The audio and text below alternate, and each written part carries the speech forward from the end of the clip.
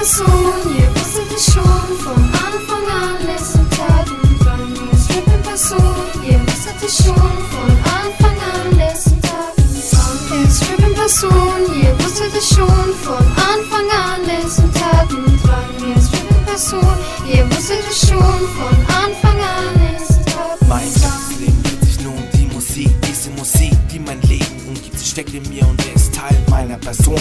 Mein Herz klopft in einen Takt und ich spüre ihn. Ich fange an zu rappen, denn ich bin Rap in Person. Ich stelle mich vors Mikrofon und lasse meinen Gefühlen freien Lauf. Ich lasse sie raus, denn ich vertraue drauf, dass sie mich nicht in die Irre führen. Ich schreibe jeden Tag Songs, die die Menschen berühren. Sie hören sie und hören die Leidenschaft in jedem Song. Diese Leidenschaft kommt aus dem Herzen und nicht aus der Bombe. Mich leitet die Hoffnung, die Welt zu verändern. Wenn ich es nicht schaffe, wird sie kennen, doch ich höre nicht auf. Ich baue meine Zukunft weiter auf. Die Freude in den Augen der Menschheit ist mein Lohn. Ich höre nicht auf mit Rappen, denn ich bin Rap in Person.